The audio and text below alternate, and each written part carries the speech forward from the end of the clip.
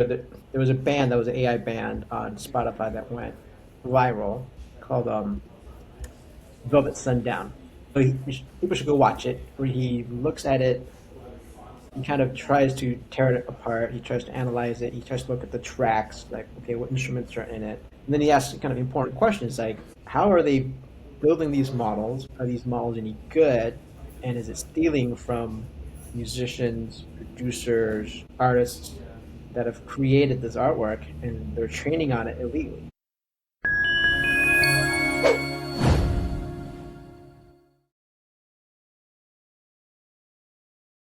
Welcome to Practical AI, everybody. My name is Jeff. I'm here with Peter Lin.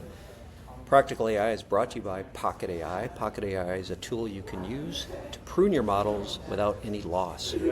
Visualizing lossless model pruning is akin to a brain surgeon being able to find individual neurons and removing them without harm to the brain.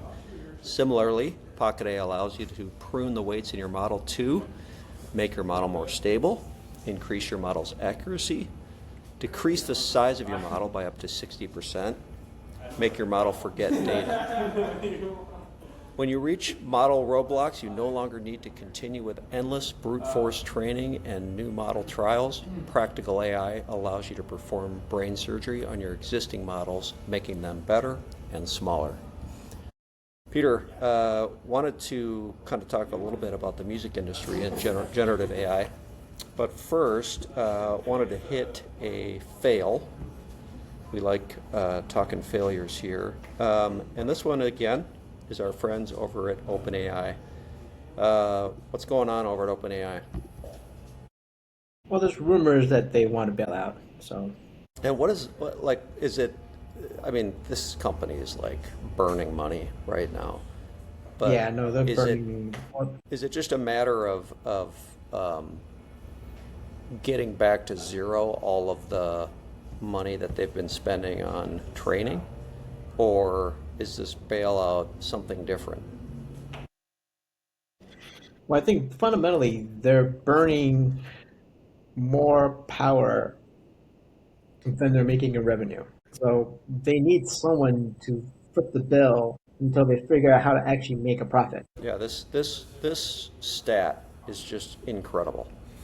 $1.4 trillion in commitments, and they're making $20 billion a year in revenue. In And that revenue. doesn't add up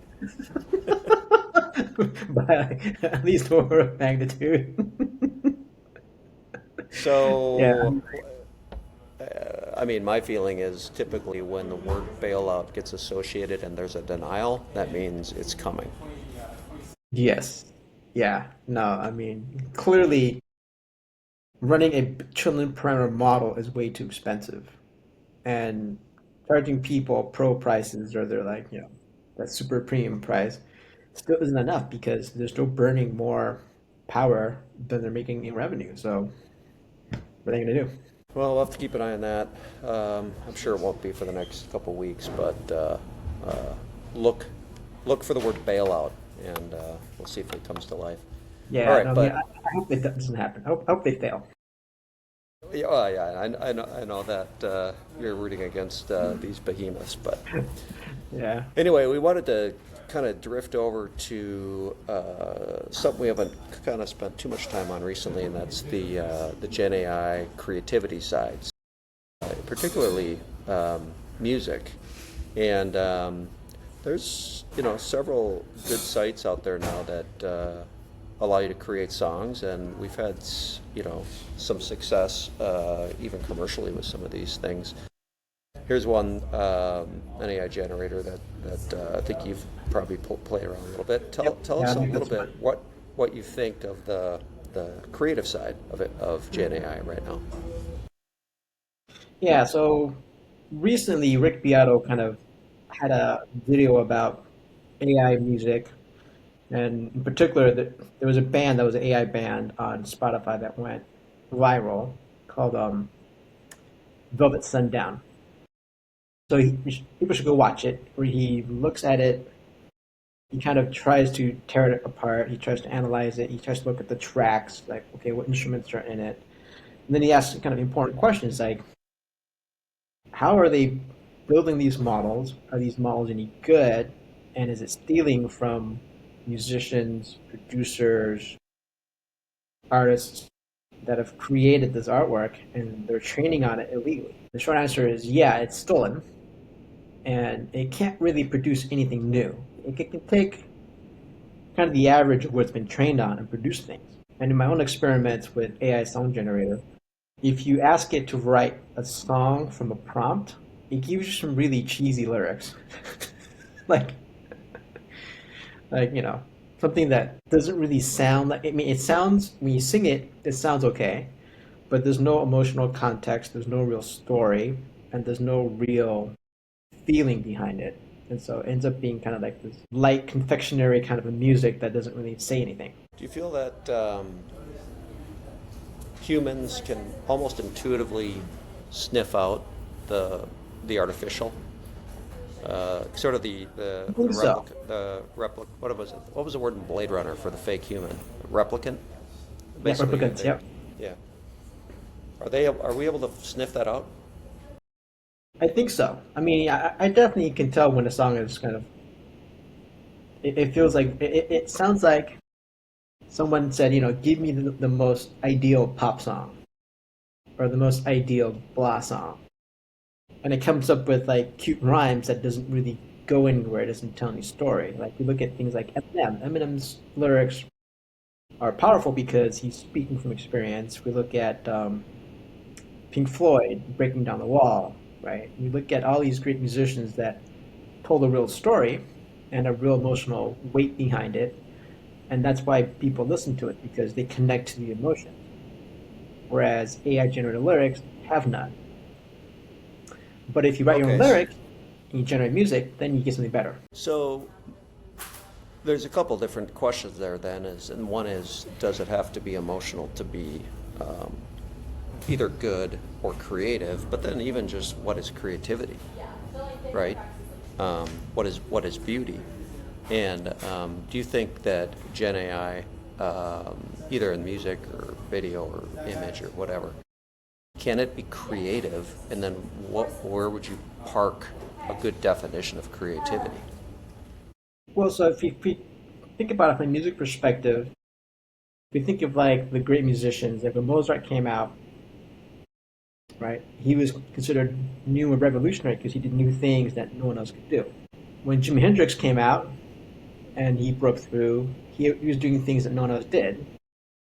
So if we look at kind of each generation, the breakout artists are the ones that did something new and fresh that people hadn't thought of. Or like think of Polyphia today. Polyphia has their own sound, and no one really sounds like Polyphia. But they mash together multiple genres to create their own sound. And could an AI generate that? Probably not. Yeah, so you kind of get in this debate on artists usually do a pretty good job of kind of going into the edges where people don't want to go. And a lot of like comedians do this, right, where they touch something that is you're not supposed to say, right, and that to them is a form of art. Or a painter paints something that makes no sense to anybody, but then 100 years later, like, wow, Picasso was amazing, right? Um, you got that, but then you've got like, you and I are old enough to remember 30 years ago when the computerization of averaging out all the faces would create these really perfect, beautiful people. And the argument was that beauty is found in the absolute average of something, right? So, from a creativity perspective, I think what you're saying is that if creativity involves newness, like punk rock and then disco and then rap, generative AI is not going to be able to pull off anything outside of the data set that they've already been trained on. That's Yeah. still going to require a human. Is that accurate? Yeah. Well, take punk, right? Punk was a reaction to overly produced, overly complicated music. And the mantra of punk was if you know three chords, you can write a song and become famous. And the whole point of punk wasn't really like, let's make the most intricate multi-layered piece of music. It was like we want to scream about injustice in the world, and the whole point of it is like the raw emotion. But then you can go to the opposite extreme, and you take like Polyphia, which is super technical, super virtuoso level performance from all the musicians. So it's like generative AI can't really have any taste because it doesn't understand taste, and therefore Yeah. it can't really produce something that is going to appeal to something new. One of the last things that Beato talked about, which I thought was an interesting discussion too, and that is credit, right? That if generative AI is creating something that is new, maybe it's not creative because it fits more in the average of something. Like, I think that it's done a fantastic job of creating fun country music to like any lyric you want, right? It's some of it's actually pretty good. The Velvet Sundown stuff, the music is actually pretty good. So let's say it's somewhat good at that. Vieto's argument, or he brings up the idea that all the people whose data has been used to create that new thing, that average, deserve credit for the influence that they had on the ability to generative AI that creates a whole can of worms of like every artist, every producer in the entire world, their data just went into something that created something new. How do they get credit? Yeah, I mean, to be compared to a real human, right? Like when you ask a musician, like, "Hey, what were your influences?" Like they say, "Well, I was influenced by," like the guitarist. They'll say, like, "Oh, you'd see Steve Vai or Jimi Hendrix or Eric Clapton or B.B. King or Muddy Waters." Right? They'll go through and they'll list the people they listen to, and then we listen to the music. You can tell, oh yeah, okay, I can see hints of like these musicians in their playing. But with Gen AI, you don't get that. But you get that with any art. If I write a book, I've obviously read other books and other things and articles and newspapers and stuff like that.